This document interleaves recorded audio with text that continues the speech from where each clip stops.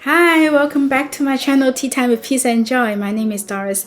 If this is your first time here, welcome. And in the last few episodes, we talked about how to manage conflict. And we talked about, there are two things that we are going to talk in details. One is active listening, which we talked about in the last episode. And this time we are going to talk about the I statement. So I don't know if you heard about the I statement, but it's really helpful. So if you like this type of content, please subscribe to the channel, click on the bell so you will get the notification for the next upload video. And also give me a thumbs up if you like this type of content, or if you like this video, share with your friends. Okay, so what exactly is I statement?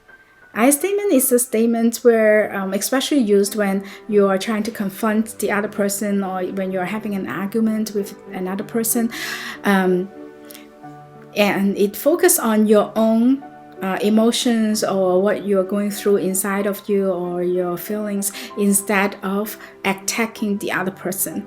So I'll give you some scenarios and examples, and we can talk more in details about it. But before that, I want to tell you why it is important and why it's beneficial. Because if you are saying you, you don't care about me, you're not a good person, if you say you, the other person is going to get into this defensive mode and want to really argue with you instead of really listen to what you have to say. So that doesn't help the entire situation. So what you want is for the other party to be on the same team as you, to resolve the problem instead of you're against each other and arguing with each other, right? So when you're using I statement, there will be less harm and more collaboration, and that will be a win-win situation for everybody.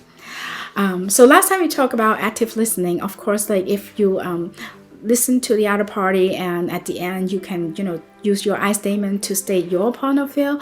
But if you feel like that may not be the best time, or if you really want to reflect on that within yourself before you talk about it, you can also say let me sit with it and let's talk about it later. So that is helpful too, if you really need that time, or if the other party needs that time. But if not, then you can jump right in and talk about using the I statement, talking about your side of the story or your point of view.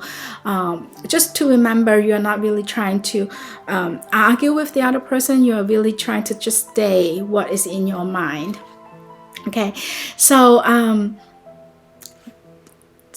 the first scenario, for example, if you just came home from work or from school and your house is a mess, and you just clean it up before you got out of the house, and your roommate or your spouse or your children or whoever that is, or your parents are making a mess out of the house, and you're like, oh, I can't believe that.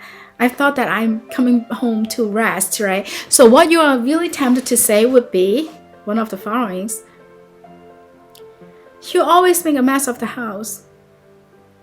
How can you do that to me? I just cleaned it up this morning.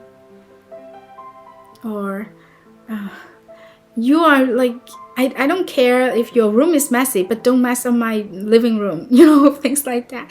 So those won't help, because that will just start a fight, right?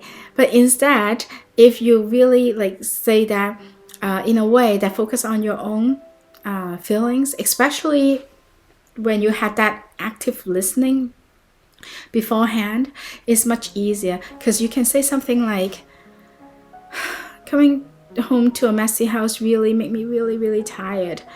That's why I clean it up in the morning, and I expect to rest when I get home. But it seems like now I can't do that. Things like that. That will help, because the other person is listening to you, focusing on you instead of you attacking them.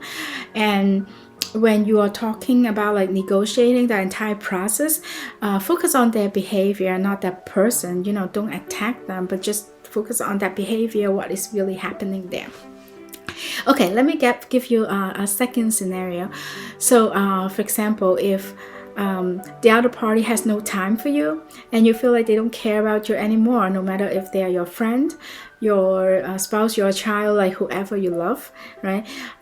It's really tempting to say something like, you just don't care about me anymore because you don't ever spend time with me, right?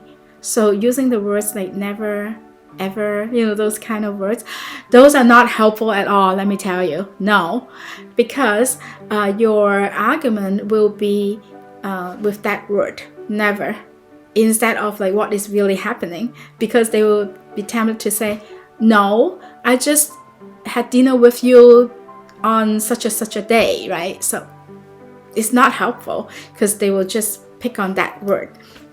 So you're arguing about never instead of like really the situation is like not spending time together, right? So instead, if you say something like, when I'm alone, for like maybe not for a long time, but let me rethink it. So if you say something like, okay, if I am not with you and couldn't spend time with you, I feel like I'm not loved. It's hard for me, and I don't feel your love. I don't feel that you care about me anymore. So you're talking about your feeling. It's not really what the other person is doing. So you're not saying you don't care about me anymore. It's like, I feel that I'm not cared about. I'm not being loved. So those are better wordings than using you. So try to use that. It's hard to practice. Like even I do that all the time, and I teach people all the time how to use that, but still sometimes it's hard for you to think at that moment. You have to really train yourself into that mode of thinking. So it doesn't come naturally, I would say, for a lot of people, but we can practice and we can get better on that. Okay.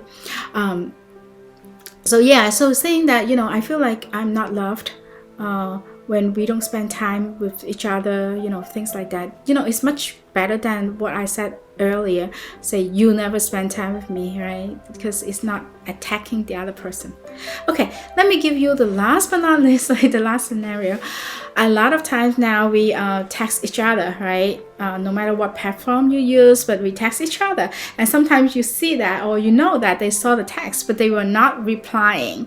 And that may be really upsetting to you. Maybe you're thinking like, I really need to know the answer because I really want to plan ahead for our dinner tonight, or for my plan over the weekend, or whatever that is, right? So if instead of saying, you never reply my text messages, or you don't reply messages right away and it's really annoying, instead of attacking the other person, which doesn't help at all, if you can say that, not getting a reply really makes me nervous because I need time to do blah, blah, blah, blah, blah. That would be much better than attacking the other person, right? Or you can say that, you can really elaborate it a little bit more. So you may be saying, I really value you and really want to spend time with you over the weekend. So without getting a reply really make me nervous, or make me feel like unloved, or and I feel anxious because I don't know how to plan for my weekend. You can elaborate it even more. And in that way, you are focusing on yourself. You are not attacking the other person. You are talking about the situation, the behavior, instead of the other party's personality. So it's much easier for the other person to listen to you, especially with the active listening at the beginning. Okay, so I hope this is a helpful episode to you. I hope you learned something in here. Let's work together, let's practice together. All of us can practice more on this and do that more often. Okay, so if you have any questions, feel free to leave me a comment down below, and I'm going to answer your questions. And if there's any content that you would like to see more, just leave me a comment and we can talk more about the topic that you want to talk about. Okay, I'll see you next time. Bye.